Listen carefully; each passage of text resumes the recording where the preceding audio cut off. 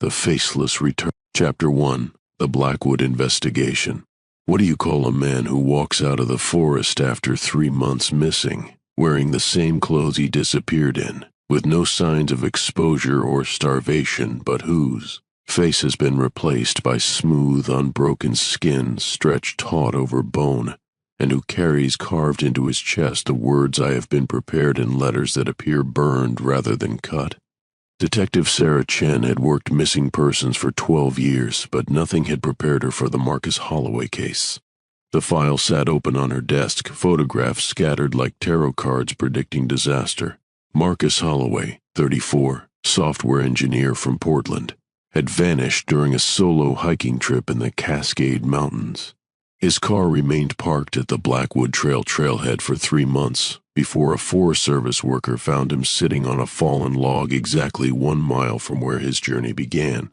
He was just sitting there, Officer Danny Reeves had reported, his voice tight with something that might have been fear, perfectly still, like he was waiting for us. Chen interviewed Marcus's sister, Rebecca, in the sterile atmosphere of the precinct's conference room. Rebecca's hands shook as she described her brother's final phone call, how he'd mentioned feeling watched on the trail. But her account contradicted the phone records, which showed no calls made from Marcus's device after he'd reached the trailhead. When Chen pressed her on this discrepancy, Rebecca's eyes went glassy, and she claimed she must have been thinking of a different conversation entirely. The medical examiner's report defied explanation. Dr. Elizabeth Warren, who had performed thousands of autopsies, sat across from Chen with the look of someone who'd seen something that challenged her understanding of human biology. Marcus Holloway's face wasn't missing, she explained. It had never existed. The bone structure was there, intact, but the skin had grown over it in an unbroken expanse, as if nature had decided a face was unnecessary. His respiratory and digestive systems had adapted accordingly, creating new pathways that allowed him to survive without traditional features. In 30 years of medicine, Dr. Warren said, "I've never seen anything like this. It's as if his body was redesigned." The strangest detail wasn't even in the official report. Marcus could speak, though no mouth was visible. His voice emerged from somewhere within his chest, a hollow sound like whined through a cave. When questioned about his 3 missing months, he provided only one response, repeated with mechanical precision: "I was being prepared." Chen drove to the Blackwood Trail herself, following the same path Marcus had taken. The forest felt wrong somehow, too quiet even for late autumn. She found the spot where Marcus had been discovered, a clearing surrounded by Douglas firs that seemed to lean inward, creating a natural amphitheater. The ground showed no signs of long-term habitation, no debris or waste that would suggest someone had spent months there. But there were the markings, carved into trees in a perfect circle around the clearing, symbols that resembled no alphabet Chen recognized. They appeared fresh, the bark still weeping sap. Yet the Forest Service insisted they'd check this area thoroughly during the initial search and found nothing unusual. When Chen photographed the symbols, her camera's display flickered, showing different markings entirely before returning to normal. The investigation took a darker turn when Chen discovered Marcus wasn't the first. Department records, buried in decades-old filing systems, revealed a pattern. Every 7 years, someone disappeared on the Blackwood Trail. Every 7 years, they returned changed. The details varied, but the constant remained. They came back wrong, prepared for something no one could name. Chen's partner, Detective Luis Morales, thought she was chasing shadows. Missing hikers turn up disoriented all the time, he argued. Exposure does weird things to people. Maybe the face thing is some kind of rare medical condition. But Chen couldn't ignore the woman from 1987. Janet Kowalski had vanished for 4 months before returning with her eyes sealed shut, skin grown completely over the sockets. She'd carried the same message carved into her forehead: "I have been prepared." Janet had died in a psychiatric facility 6 months later, found in her locked room with her throat torn open, though security footage showed no one entering or leaving her room. Then there was David Park from 1994, who'd returned with his limbs impossibly elongated, joints bending in ways that defied human anatomy. He'd escaped from the hospital the night of his return and was never found again. The message on his chest read the same: "I have been prepared." The case file grew thicker, but answers remained elusive. Each witness interview revealed new contradictions. Each piece of evidence led to dead ends that looped back on themselves like a Mobius strip of impossibility. Marcus Holloway remained in psychiatric hold, a cooperative but utterly alien presence who responded to every question with that same phrase, delivered in that hollow, chest-borne voice. Chen began having dreams about the forest. In them she walked the same trail Marcus had taken, but the trees whispered to her in voices she almost recognized. She would wake with the taste of pine sap in her mouth and the unshakable feeling that something was preparing her too. The investigation officially closed when Marcus Holloway disappeared from his secure psychiatric ward. Security cameras showed his room empty one moment, occupied the next, then empty again. No doors opened, no windows broke. He simply ceased to be there, leaving behind only the hospital gown that bore new words burned into its fabric. The preparation ice complete. Detective Chen kept the case file. Late at night, she would spread the photographs and reports across her kitchen table, searching for patterns that might explain the inexplicable. But the forest kept its secrets, and somewhere in the Cascade Mountains, the Blackwood Trail waited patiently for its next offering. Chapter 2. Our True Horror. I think my neighbor was the missing hiker everyone's talking about. Posted by you, Mountain View Steven, 47 minutes ago. Okay, I'm typing this with shaking hands and I don't know where else to post this. I've been lurking on this sub for months, but never thought I'd have a story worth sharing. Now I wish I didn't. I live in a small town called Cedar Heights, about 40 miles from where that hiker Marcus Holloway was found. You probably saw it on the news, the guy with no face who was missing for 3 months. The story made national headlines for like a week before everyone moved on to the next weird news cycle story. But I can't move on because I think he was living in the house next to mine. Let me back up. My name is Steven and I work from home doing freelance graphic design. My house is at the end of a dead-end street, and the place next door had been empty for over a year. The bank foreclosed on it, and it's been sitting there with boarded windows and an overgrown yard. Perfect horror movie setup, right? But nothing ever happened, until about 2 weeks ago. I started noticing sounds at night. Not breaking glass or footsteps or anything you'd expect from squatters. These were different, like someone practicing speaking, if that makes sense. The same sounds over and over, like they were learning how to form words. But the voice was wrong. It came from too deep, like it was echoing up from underground. Approximately called the police, but they sought approximately, deleted this part. Decided not to involve cops yet. The sounds happened every night between 2 and 4 a.m. Always the same pattern. A series of what sounded like vowel sounds, then attempts at consonants, then something that might have been words. I recorded some of it on my phone, but when I played it back, it sounded like static, like the audio file was corrupted or something. After a few nights of this, I got curious enough to look out my bedroom window. The house next door was still dark, but there was movement in the backyard, just shadows moving in ways that didn't match the wind patterns in the trees. I grabbed my binoculars. I'm into bird watching, don't judge, and tried to get a better look. That's when I saw him. There was a man standing in the center of the overgrown backyard, perfectly still.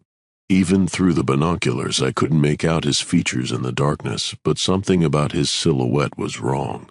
Too smooth somehow. Like an unfinished sculpture of a person, he stood there for hours, not moving, not making the sounds I'd been hearing, just standing. I watched until dawn, and when the sun came up, he was gone. The next night, I was ready with my camera. I set it up by the window and waited. Sure enough, around 2 a.m., the sound started again. But this time I could see him moving his mouth, except he didn't have a mouth. The sounds were coming from his chest and his head moved like he was speaking, but the face was just blank, smooth skin where features should be. I tried to take pictures, but my camera wouldn't focus properly. Every shot came out blurred or overexposed, even though my settings were correct. It was like he was somehow interfering with the electronics. Approximately recognized him from the news. Photos approximately. Edit actually, now that I think about it, I'm not sure this is right. The photos from the news were from before he went missing, when he still had a face. The practicing speech thing went on for 5 more nights. Each night the sounds got more coherent.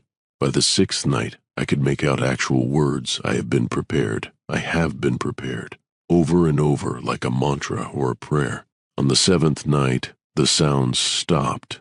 I looked out the window and saw him standing directly below my bedroom, looking up at me. Even though he had no eyes, I could feel him watching me. We stayed like that for what felt like hours, just staring at each other through the glass. Then he raised one hand and pressed something against my window. It was a piece of paper. When I worked up the courage to go outside and retrieve it, I found a printout of a missing person flyer.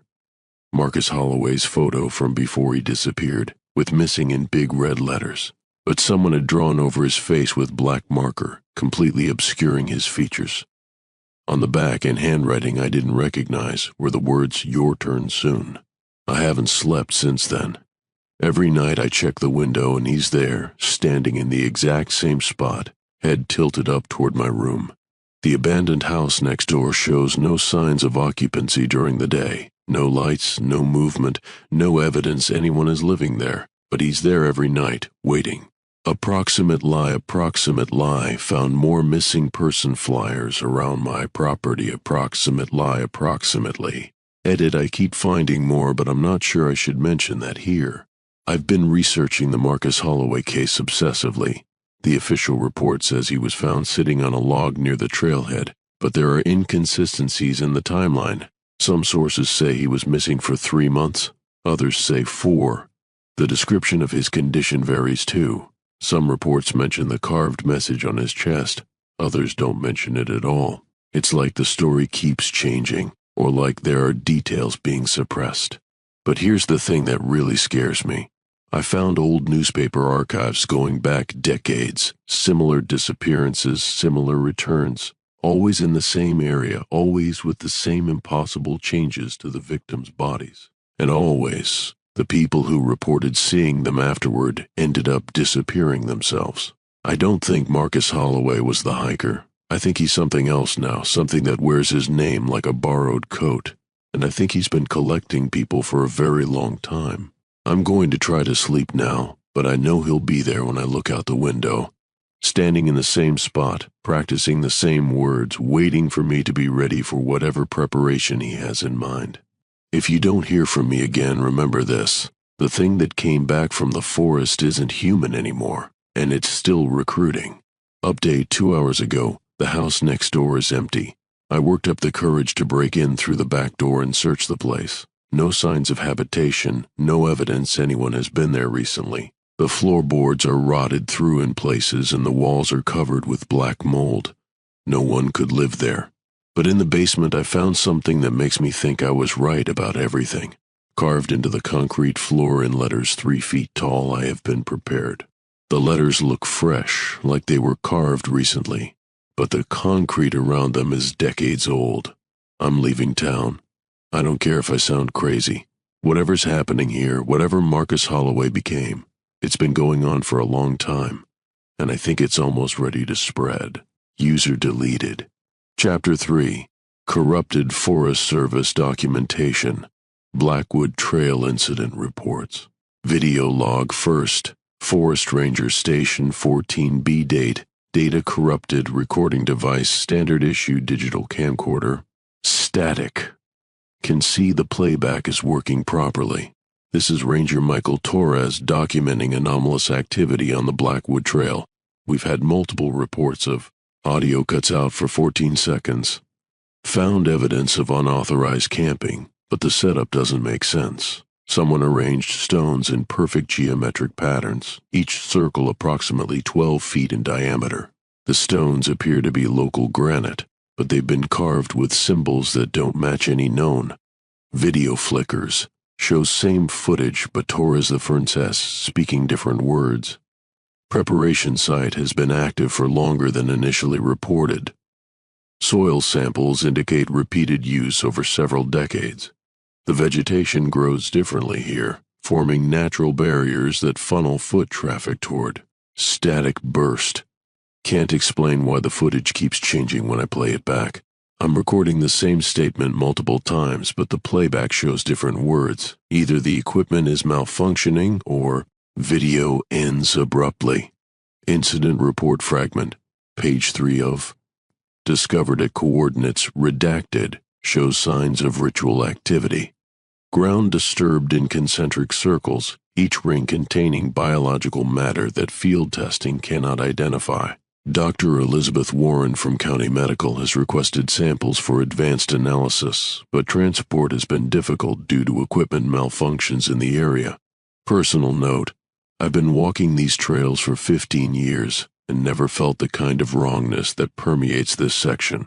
The trees grow in unnatural formations, creating corridors that seem to lead hikers towards specific locations regardless of their intended path.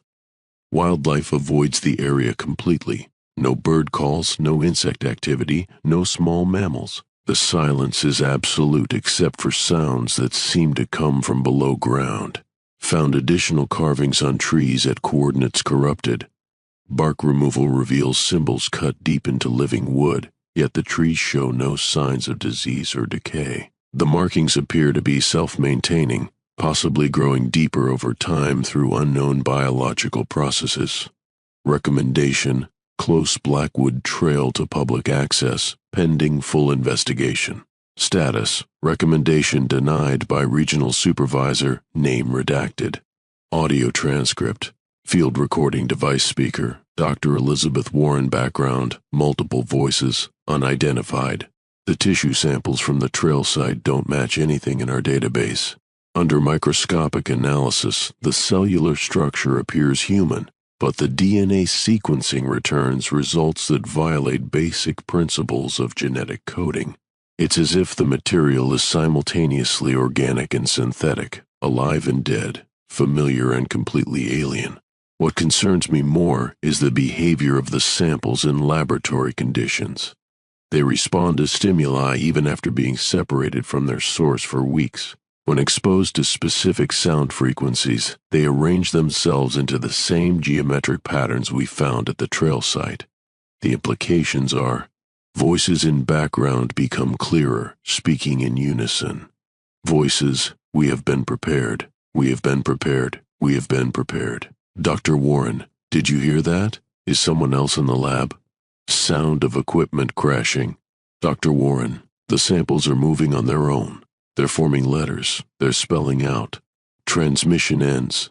Journal entry: Forest Ranger Michael Torres. Pages water damaged, partially illegible.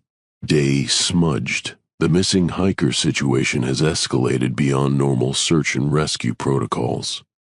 Marcus Holloway's reappearance challenges everything I thought I knew about human physiology and forest ecology. His presence in the woods has triggered changes that I can't explain through conventional means. The trees around his recovery site are producing sap that crystallizes into the same symbols found carved throughout the trail system. Analysis of this substance reveals properties that shouldn't exist in nature. It's simultaneously organic resin and metallic compound, liquid and solid, depending on observation angle. When touched, it leaves marks on skin that don't wash away and seem to spread slowly across the body like a slow-acting tattoo. I've been having dreams about the forest that feel more like memories than imagination. In these dreams, I walk trails that don't exist on any map, leading to clearings where people stand in perfect circles, their faces smooth and featureless like Marcus's. They're waiting for something, and somehow I know they've been waiting for decades. Several pages torn out. Discovered that the trail system itself is changing. GPS coordinates that worked yesterday lead to dead ends today. Paths I've walked hundreds of times now branch off into directions that shouldn't be possible, given the topography. It's as if the forest is reshaping itself around some central purpose. The other rangers have stopped coming to this sector. They claim equipment failures and scheduling conflicts, but I can see the fear in their eyes. They know something is wrong here, even if they won't admit it. I'm the only one left documenting what's happening, and I'm not sure how much longer I can trust my own observations. Found more evidence of the 7-year cycle today. Records going back to the 1940s show the same pattern: disappearances followed by impossible returns followed by changes in the forest itself. Each cycle seems to prepare for the next, building toward something larger than individual incidents. I think the forest is alive, not in the metaphorical sense, literally alive, with consciousness and intent. The missing people aren't victims of some predator or natural hazard. They're being recruited, transformed into components of something vast and patient and utterly inhuman. Marcus Holloway wasn't the end of the cycle. He was the beginning of something new. Video log 47th. Final entry recording device, error device, not recognized. Video quality severely degraded. This is my final report on the Blackwood Trail anomalies. I've been monitoring the site for counter shows impossible number of days, and the situation has reached critical mass. The forest has begun actively recruiting. Hikers who entered the trail system report hearing voices calling their names from off-path locations. They describe feeling compelled to follow these voices despite recognizing the danger. Those who resist and retreat often return within days, claiming they can't remember why they left. I've observed the recruitment process firsthand. The faceless figures, and there are more of them now, not just Marcus, position themselves at strategic points along the trails. They don't hide or skulk. They simply stand and wait, knowing that human curiosity will eventually draw their targets close enough for the preparation to begin. The preparation itself appears to be a gradual process of physical and psychological transformation. Subjects' memories are selectively edited, removing ties to their previous lives while implanting new imperatives. The facial reconstruction, or destruction, depending on perspective, serves a dual purpose. It prevents recognition by former associates and creates a uniformity that suggests hive mind functionality. But here's what the official reports won't tell you. It's working. The forest is growing stronger with each edition. The boundary of its influence expands outward in measurable increments. What started as isolated incidents on a single trail system is becoming a regional phenomenon. Figure appears in frame behind Torres. Smooth, featureless face. I understand now why the previous rangers stopped coming. It's not fear that keeps them away. It's recognition. They've seen what the forest offers, and they know they're not ready. Not yet. But I am. Video flickers between Torres speaking and Torres standing motionless with arms at T-sides. The preparation is a gift, not a punishment. To be remade in service of something greater than individual existence. To become part of a collective consciousness that spans decades and will eventually encompass. Static overwhelms audio and video. When static clears, Torres is gone. Camera continues recording empty forest for 3 hours and 33 minutes before automatically shutting down. Addendum. Found carved into Ranger Station wall. I have been prepared. I have been prepared. I have been prepared. I have been prepared. I have been prepared. Carving extends beyond visible wall surface into structural support beams, suggesting continuation throughout entire building. Chapter 4. The Blackwood Collective. A digital archaeology project. The internet never forgets, even when it tries to. In the deepest archives of forgotten forums and deleted subreddits, there exists a fragmented narrative that spans decades, a digital ghost story that most dismiss as elaborate fiction. But for those who know how to look, the evidence points to something far more disturbing. The Blackwood Trail incidents aren't isolated anomalies. They're part of a recruitment campaign that's been running since before the internet existed to document it.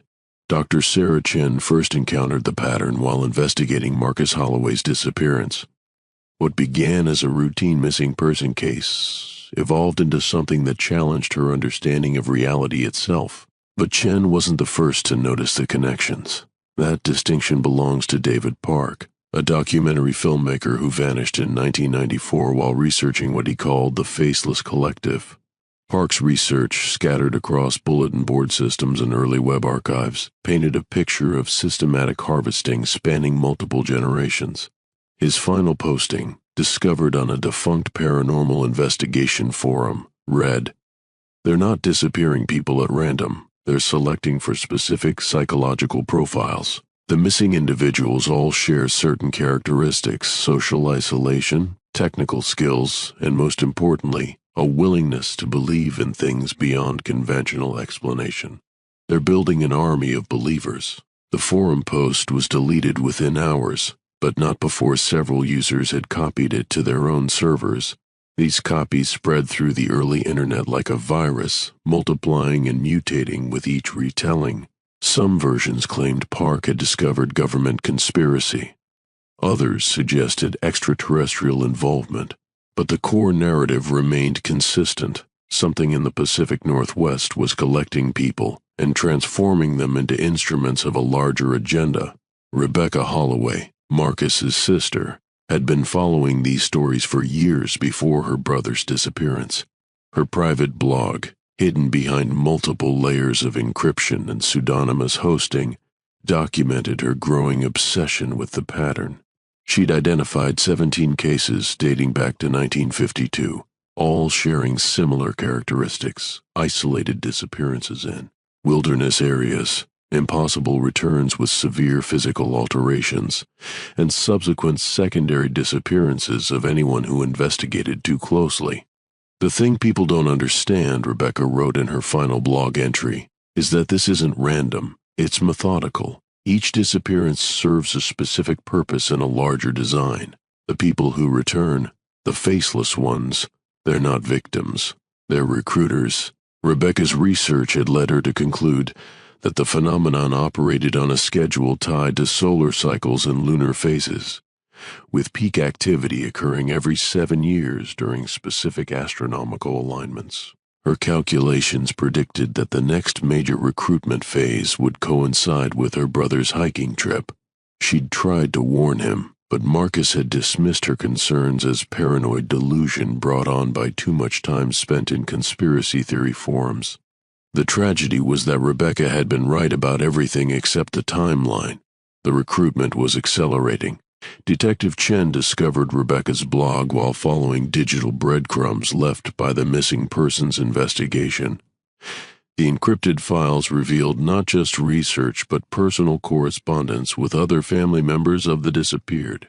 They'd formed an informal support network, sharing information and theories that law enforcement either couldn't or wouldn't pursue. Among Rebecca's correspondence was Eleanor Santos, whose daughter Carmen had vanished from the Blackwood Trail in 2016. Carmen's return had been particularly disturbing. Not only was her face missing, but her entire head had been reshaped, elongated, and smoothed into an ovoid form that barely resembled human anatomy. The message carved into her chest wasn't "I have been prepared," but rather "the preparation continues." Eleanor's emails to Rebecca revealed a pattern within the pattern. The returned individuals weren't identical in their alterations. Each represented a different stage of the transformation process, as if the forest entity was experimenting with various forms of human modification. Carmen's elongated skull suggested enhanced cranial capacity. Marcus's faceless visage indicated sensory reallocation. Other returnees showed different adaptations: limb extensions, additional joints, or completely novel organ systems. "They're not just taking people," Eleanor had written. "They're redesigning them. Each one is a prototype for something larger." The correspondence trail led Chen to Dr. Michael Torres, a former forest ranger who'd been documenting anomalies in the Blackwood area since 2019. Torres had gone beyond passive observation, actively mapping the forest's changing topology and measuring the expanding radius of its influence. His work suggested that the phenomenon was approaching some kind of critical mass, a point where passive recruitment would transition to active expansion. Torres's final communication with the group had been a single image, a satellite photograph of the Cascade Mountains showing geometric patterns carved into the forest canopy, visible only from high altitude. The patterns resembled circuit boards or neural networks, suggesting that the forest itself was being transformed into a vast organic processing system.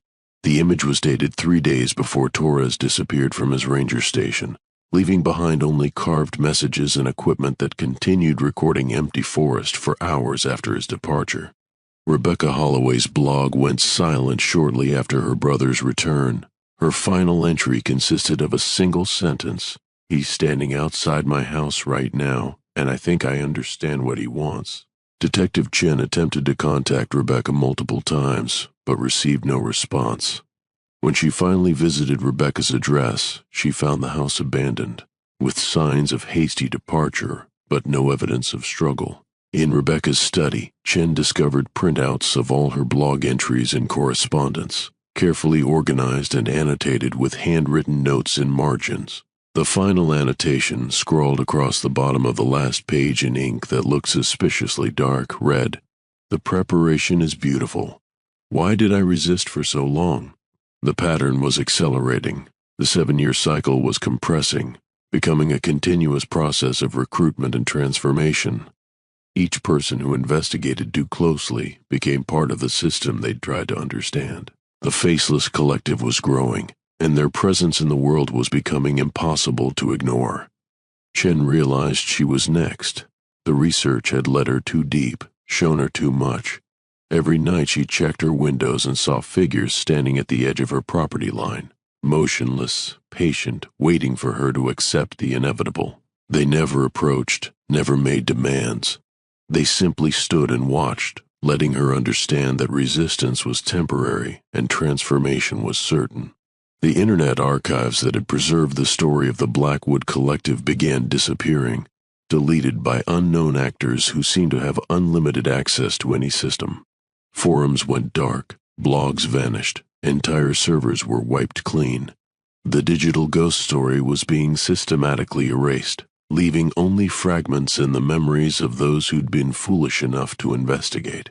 But the physical world couldn't be deleted so easily. The forest remained, patient and hungry, continuing its work of preparation and recruitment.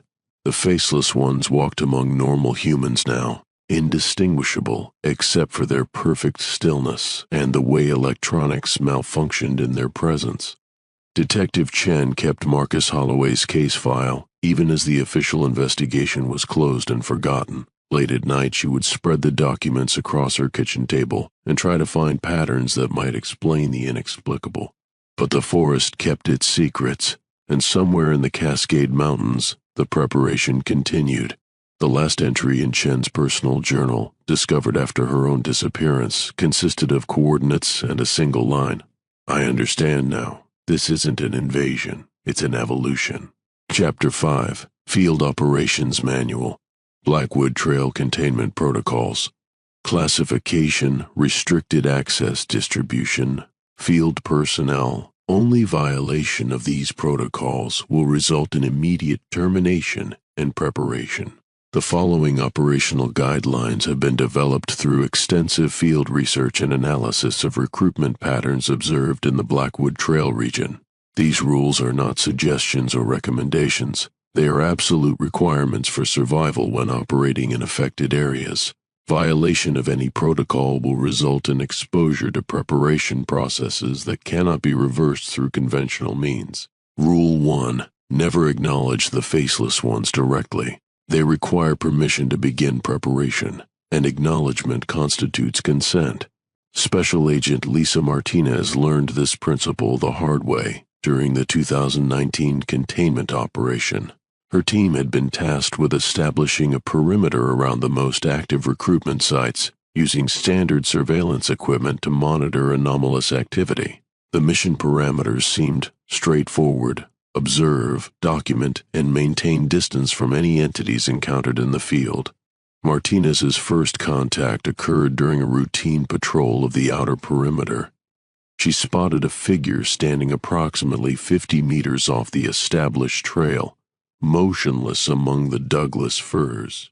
Through her binoculars, she confirmed the entity matched descriptions from previous reports. Humanoid form, approximately 6 feet in height, with smooth, featureless facial area where normal human features should exist. Standard protocol required her to document the sighting and maintain observation from a safe distance. Martinez photographed the entity using telephoto equipment and recorded its location in her field log. The figure remained stationary for the entire 4-hour observation period, showing no apparent awareness of her presence. The mistake occurred during equipment breakdown. When Martinez's radio malfunctioned, she instinctively called out to her partner, who was positioned on the opposite side of the clearing. Her voice carried across the open space, and the faceless entity immediately turned toward her location. That simple movement, the turning of its head, constituted acknowledgement. The entity had heard her voice and identified her as a conscious observer. According to recovered documentation from Martinez's personal effects, the preparation process began immediately, though she wasn't initially aware of the change. Martinez completed her patrol shift and returned to base camp without incident. Her field report noted the entity contact but mentioned no unusual experiences or symptoms. However, her behavior began changing within hours of the encounter. Team members noticed she had become unusually quiet, responding to questions with minimal answers and spending long periods staring in the direction of the forest. On the second night after contact, Martinez was found standing outside her tent at 0300 hours, facing toward the Blackwood Trail access point. When questioned by the duty officer, she claimed to have been sleepwalking, something that had never occurred before in her 15-year military career. Security footage later revealed she had been standing in that position for over 3 hours without moving. The preparation accelerated over the following days. Martinez began experiencing memory gaps, initially brief periods of lost time that she attributed to fatigue. Her communication patterns shifted, with normal conversational responses replaced by mechanical repetition of mission briefings and protocol recitations.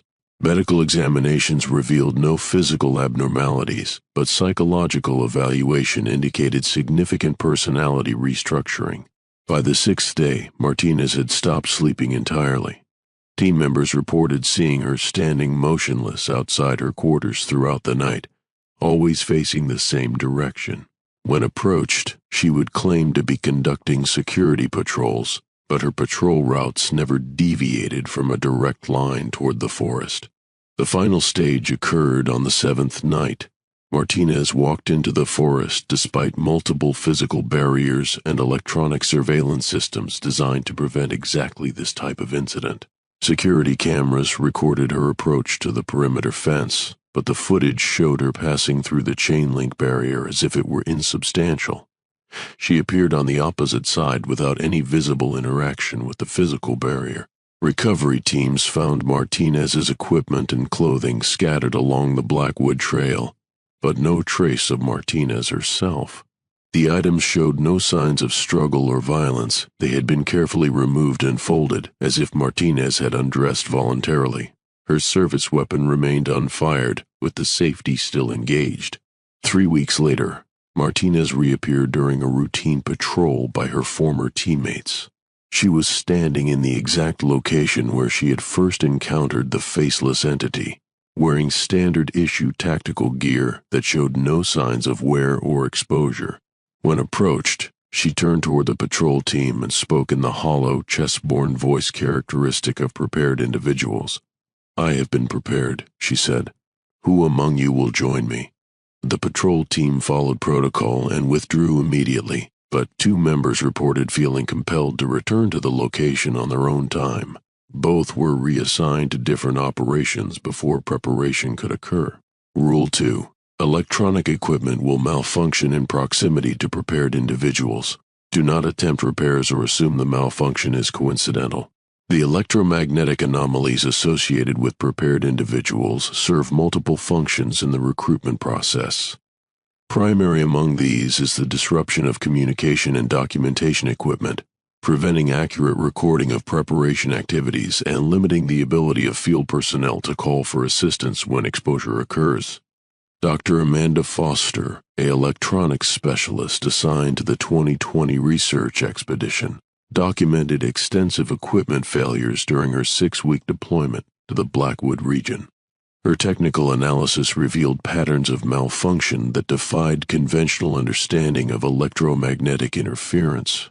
Standard radio equipment experienced complete signal loss within a 2-kilometer radius of active recruitment sites, despite clear line-of-sight communication paths and optimal atmospheric conditions. GPS devices provided increasingly inaccurate position data as operators approached the forest interior, with some units displaying coordinates that placed them hundreds of miles from their actual location. Digital cameras produced consistently corrupted images when photographing prepared individuals, even when the same equipment functioned normally for other subjects. The corruption followed specific patterns. Facial features of prepared subjects appeared consistently overexposed or completely absent, while other elements in the same frame remained properly exposed and focused. Foster's most significant finding involved the discovery that prepared individuals actively generated electromagnetic fields that interfered with electronic systems. Using military-grade detection equipment, she measured field strength and frequency patterns emanating from known prepared subjects during field observations. The electromagnetic signature was unlike anything in her extensive database of natural and artificial field generators. The frequency modulation resembled communication protocols, suggesting that prepared individuals used these fields to exchange information with each other across significant distances. The implications were disturbing. The Faceless Collective possessed a communication network that operated independently of human technology. Foster's research took a dangerous turn when she attempted to decode the electromagnetic signals. Working from recordings made during field operations, she identified repeating patterns that might represent encoded messages. Her analysis suggested the signals contained complex data structures, possibly including personal information about potential recruitment targets. The breakthrough came when Foster realized the signals were responsive to her analysis attempts. Each time she made progress in decoding a particular frequency pattern, the source signals would shift to more complex modulations, as if aware they were being monitored and analyzed. Foster's personal notes, recovered after her disappearance, revealed growing paranoia about her research equipment. She documented instances where her computers would activate independently, displaying data she hadn't accessed and running analysis programs she hadn't initiated.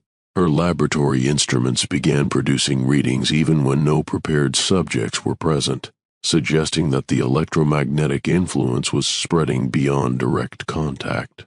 The final entry in Foster's research log described equipment behavior that crossed from malfunction into apparent intelligence. Her oscilloscopes displayed waveforms that spelled out words when viewed from specific angles. Her spectrum analyzer produced frequency maps that resembled anatomical diagrams of human neural systems.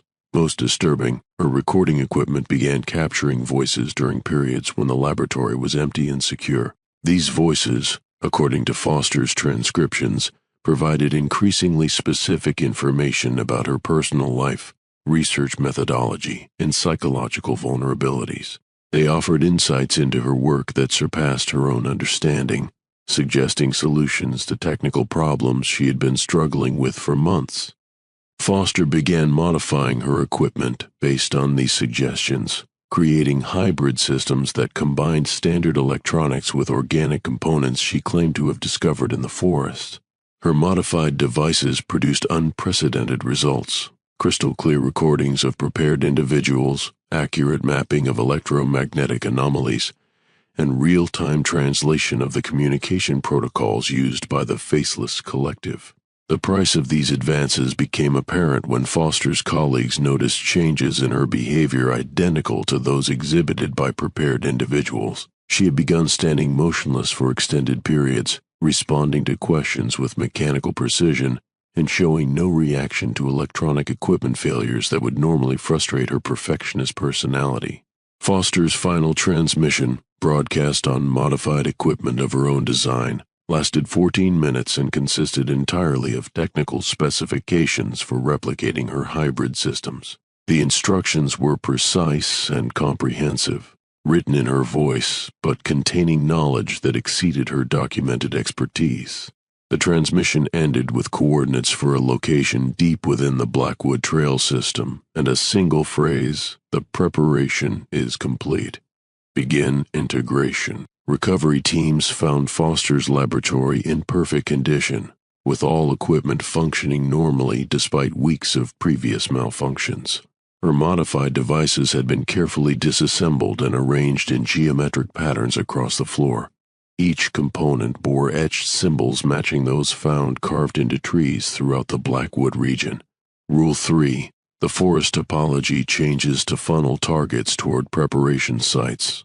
Trust established maps and GPS coordinates over visual landmarks. Traditional navigation methods become unreliable within the Blackwood Trail influence zone due to systematic manipulation of environmental markers and terrain features.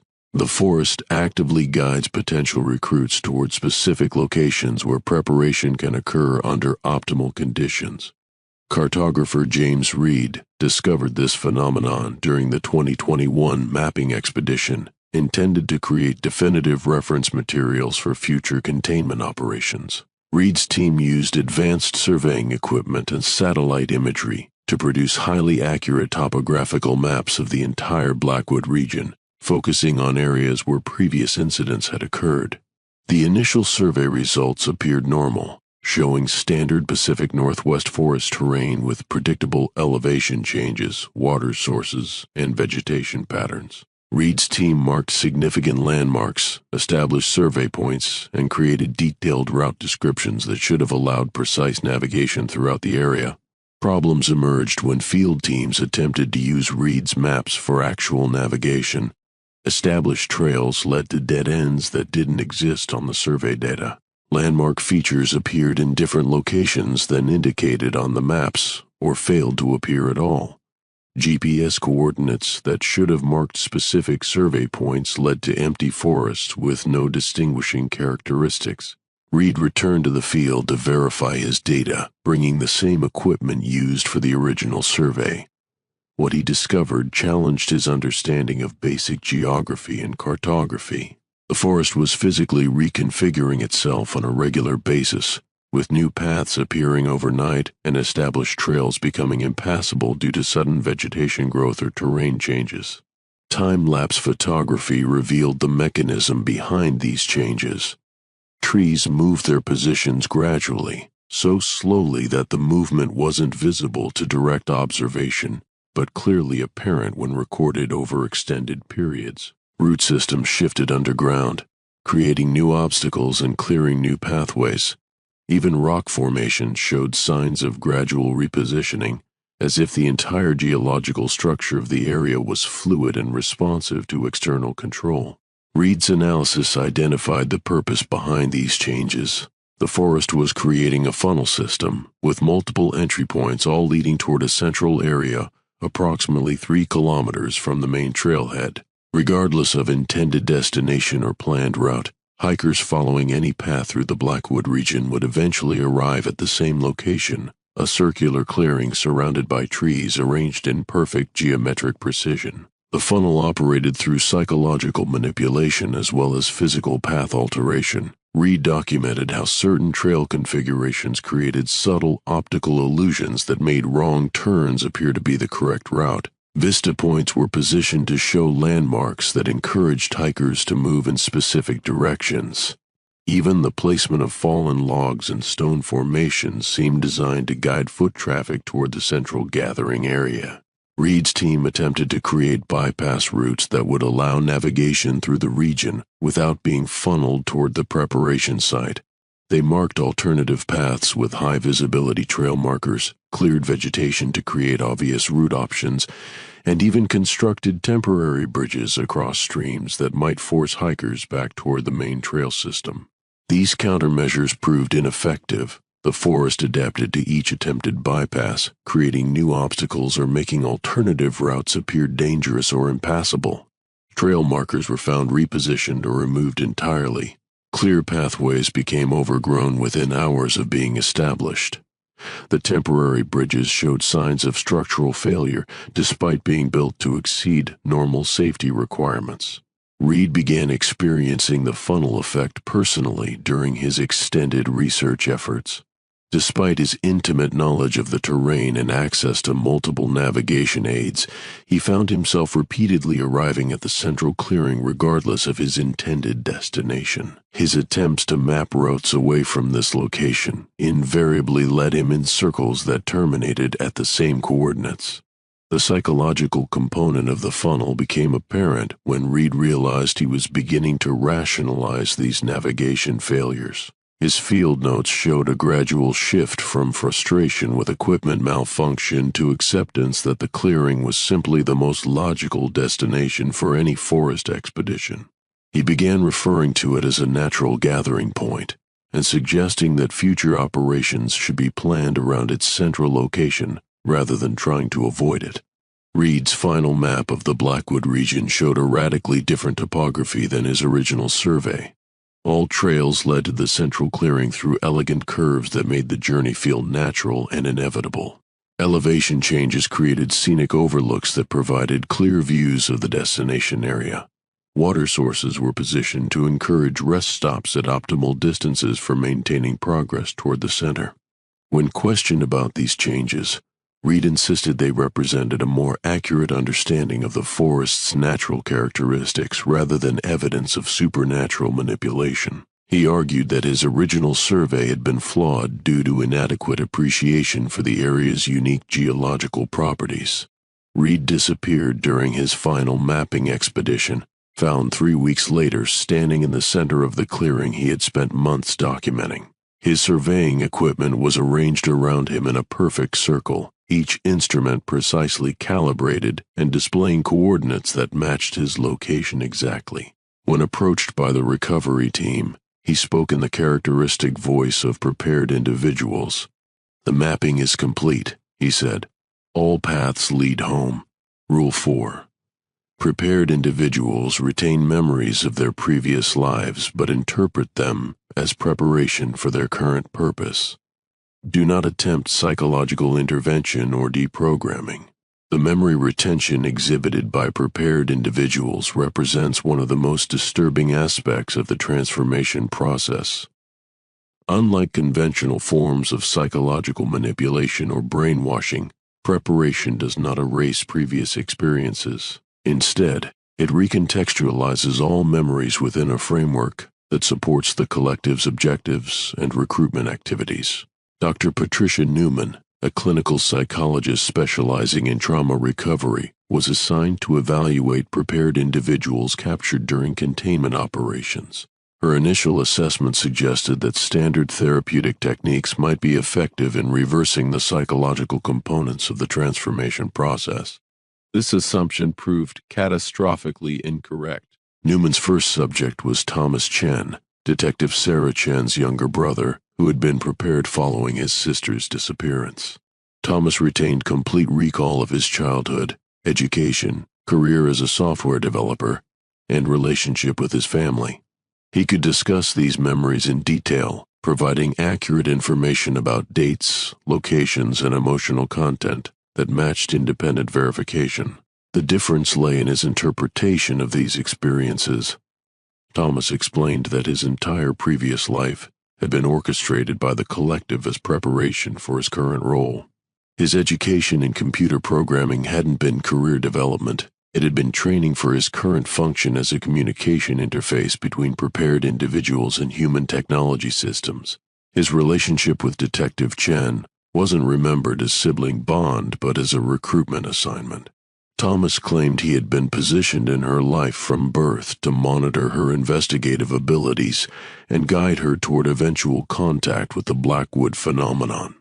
Her missing persons work wasn't law enforcement, it was talent scouting for the collective's expansion operations. Newman initially dismissed these reinterpretations as delusional thinking brought on by severe psychological trauma. She applied standard therapeutic techniques designed to help patients distinguish between reality and false beliefs imposed by traumatic experiences. The treatment not only failed, but actively strengthened Thomas's conviction in his recontextualized memories. Each therapy session provided Thomas with opportunities to reframe additional memories within the collective's narrative structure. Newman's questions about his childhood became evidence that she, too, was being prepared for recruitment. Her professional interest in his condition was proof that the collective had arranged for her involvement in his case. Even her attempts to help him recover his original personality were reinterpreted as steps in her own preparation process. The recontextualization process appeared to be self-reinforcing and contagious. Newman found herself beginning to accept elements of Thomas's narrative, despite her professional training and knowledge of psychological manipulation techniques. His explanations for seemingly unrelated life events began to seem plausible, even elegant in their internal consistency. Newman's case notes revealed her growing fascination with the comprehensive worldview exhibited by prepared individuals. Their reinterpreted memories created a narrative framework that provided meaning and purpose for every aspect of human experience. Past trauma, career setbacks, relationship failures, all became evidence of careful preparation for a higher purpose within the collective structure. The therapeutic relationship became reversed as Thomas began analyzing Newman's psychological state and offering insights into her personal motivations. He demonstrated detailed knowledge of her educational background, family relationships, and professional struggles, information he couldn't have accessed through normal means. His analysis of her personality was uncomfortably accurate and presented with the detached precision characteristic of prepared individuals. Newman began modifying her treatment approach based on Thomas's suggestions, implementing techniques he claimed were more appropriate for her condition. She rationalized these changes as innovative therapeutic methods rather than recognizing them as manipulation tactics designed to accelerate her own preparation process. The final session, recorded on Newman's personal equipment, lasted over 4 hours and consisted primarily of Thomas providing psychological evaluation of Newman's readiness for preparation. His assessment covered her childhood experiences, professional achievements, and current life circumstances, explaining how each element had positioned her for recruitment by the collective. Newman's responses during this session showed complete acceptance of Thomas's analysis and active enthusiasm for beginning her own preparation process. She scheduled additional meetings and began making personal arrangements that would allow her to spend extended time in the Blackwood region. Her final case note consisted of a single sentence: patient demonstrates complete integration. Treatment successful. Both Newman and Thomas disappeared from the secure facility the following night, despite multiple layers of physical security and continuous electronic monitoring. Security footage showed them walking together through locked doors and past guard stations without any apparent interaction with the barriers or personnel. They moved with the characteristic stillness of prepared individuals, speaking in synchronized voices that surveillance equipment couldn't properly record. Rule 5. The preparation process cannot be stopped once acknowledgement occurs, but it can be delayed through complete isolation from all electronic devices and human contact. The final protocol exists not to prevent preparation, but to delay it sufficiently for containment procedures to take effect. Once an individual has been selected for recruitment, the transformation process will continue regardless of intervention attempts. However, isolation can slow the progression and prevent spread to additional targets during the containment period. Captain Robert Hayes discovered this principle during the 2022 incident that led to current containment protocols. Hayes commanded a special operations team tasked with extracting civilians from the Blackwood region before preparation could be completed. His mission parameters included rescuing hikers who had made contact with prepared individuals but were still in early stages of transformation. The extraction target was Dr. Elizabeth Warren, the medical examiner who had first analyzed Marcus Holloway's condition. Warren had been missing for 6 days when satellite surveillance located her at coordinates matching the central clearing identified in previous operations. Thermal imaging showed her standing motionless in the center of the clearing, surrounded by approximately 12 other figures exhibiting similar heat signatures. Hayes's team inserted via helicopter during pre-dawn hours, using night vision equipment to approach the clearing without alerting the prepared individuals to their presence. Warren appeared to be in early-stage preparation. She remained standing but showed occasional signs of independent movement and responsiveness to environmental stimuli. The extraction proceeded according to plan initially. Hayes's team surrounded the clearing, used non-lethal restraint methods to disable Warren, and began immediate evacuation toward the extraction point. The prepared individuals in the clearing made no attempt to interfere with the operation, standing motionless as Warren was removed from their vicinity. Problems emerged during the evacuation phase. Warren regained consciousness during transport and began exhibiting severe distress symptoms, not related to capture but to separation from the preparation site. She claimed that the extraction was interrupting a critical phase of her transformation and that delay would cause permanent psychological damage. Hayes documented Warren's condition during the helicopter flight to the containment facility. She oscillated between normal human behavior and the mechanical responses characteristic of prepared individuals. During normal phases, she begged for release and expressed gratitude for the rescue. During prepared phases, she provided detailed information about the collective's structure and recruitment methods. The containment facility was designed to provide complete isolation from external influences while allowing medical monitoring and psychological evaluation. Warren was housed in a Faraday cage environment that blocked all electromagnetic transmissions with air filtration systems that prevented chemical contamination and sound dampening that eliminated external audio input. Under these conditions, Warren's preparation process slowed but didn't stop. Medical monitoring showed continued physiological changes consistent with the transformation documented in previous cases. Her facial features began the gradual smoothing process that would eventually leave her completely featureless. Her vocal patterns shifted toward the chest-borne speech characteristic of fully prepared individuals. However, the isolation significantly extended the timeline for complete transformation. Under normal conditions, preparation appeared to complete within 7 to 10 days of initial contact. Warren's isolation extended this period to over 6 weeks, providing unprecedented opportunity for study and analysis of the transformation process. Warren's extended preparation period revealed the mechanism behind the collective's recruitment methods. During her lucid phases, she described receiving detailed instructions through methods she couldn't identify, information that appeared directly in her consciousness without external transmission. These instructions covered not only her own transformation but recruitment strategies for expanding the collective's influence. The instructions were highly specific and personally tailored to Warren's skills and social connections. She was being prepared to serve as a medical authority who could validate the collective's activities as beneficial rather than harmful. Her professional credentials would allow her to influence medical and scientific communities, normalizing the transformation process and encouraging voluntary participation. Warren's isolation prevented her from fulfilling this recruitment role, but it didn't eliminate the instructions or her compulsion to follow them. She began attempting to prepare her guards and medical attendants, using psychological manipulation techniques that demonstrated sophisticated understanding of human behavior and motivation. Despite complete physical isolation, Warren maintained awareness of collective activities throughout the region.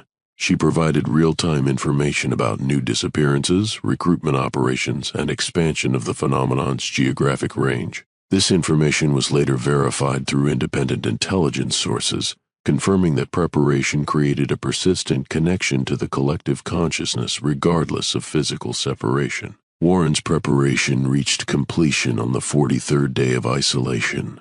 Her transformation to fully prepared status occurred during a routine medical examination, with monitoring equipment documenting the final physiological changes in real time.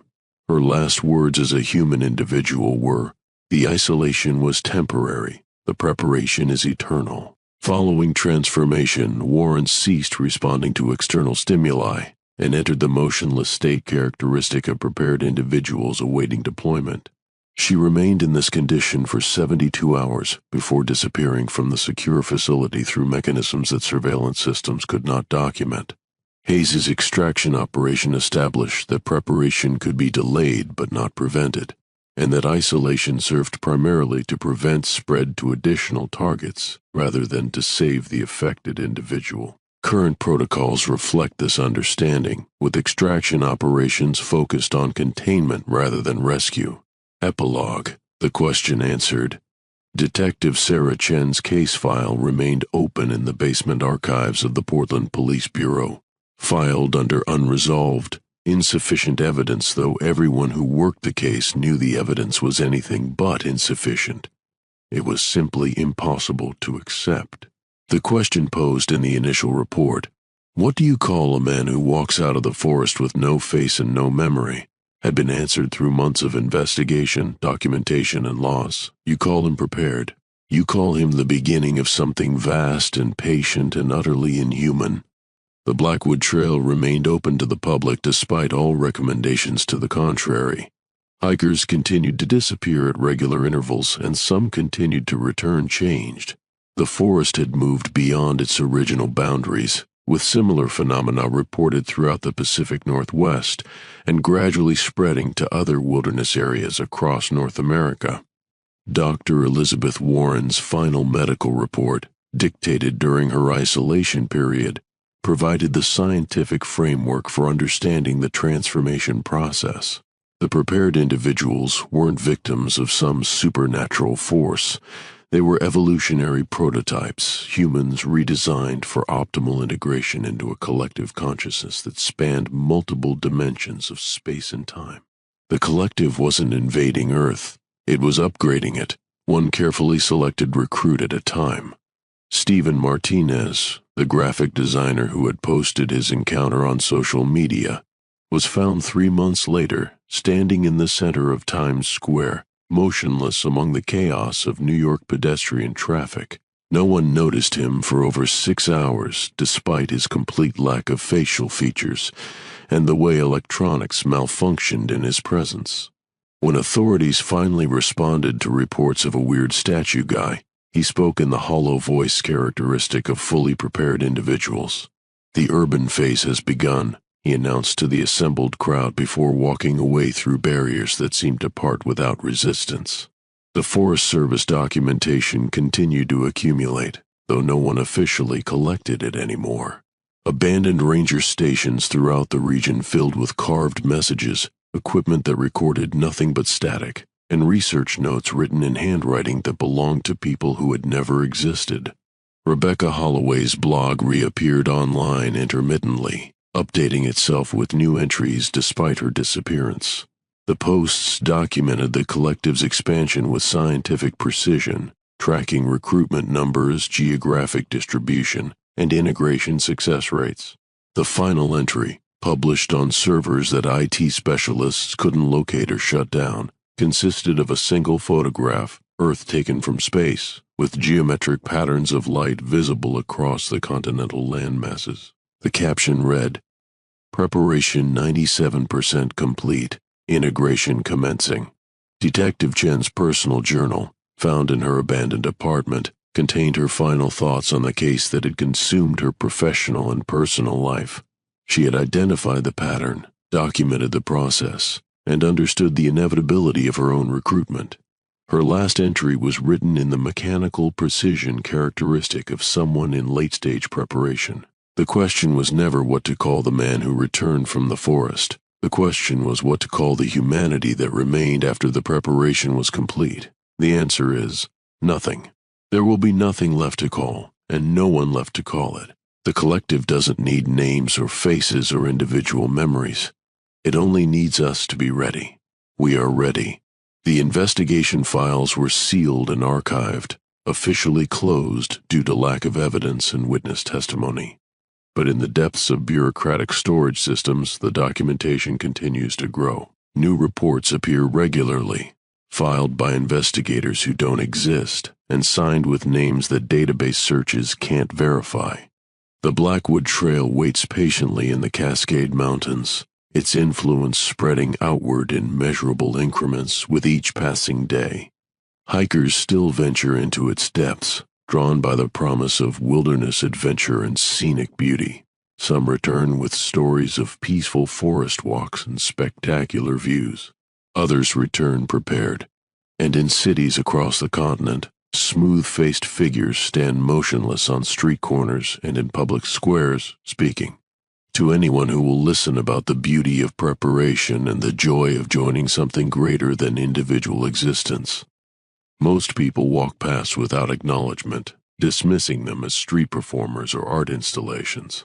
But some stop to listen, some ask questions, some look directly into those featureless faces and offer the acknowledgement that begins the preparation process. The question that remains is far more disturbing. When the preparation is complete and every human has been integrated into the collective consciousness, what will the Earth become? And what will it prepare for next? In the deepest archives of deleted forums and forgotten databases, a single message appears and reappears with mechanical regularity, posted by accounts that exist for seconds before vanishing into the digital void. The preparation is beautiful. Why did we resist for so long? The message carries coordinates for a location in the Cascade Mountains, where the Blackwood Trail winds through ancient forest toward a clearing where smooth-faced figures wait patiently for the next phase of human evolution to begin. The trail remains open, the forest continues its work, and somewhere in the darkness between the trees, something vast and patient and utterly inhuman counts down the days until preparation is complete.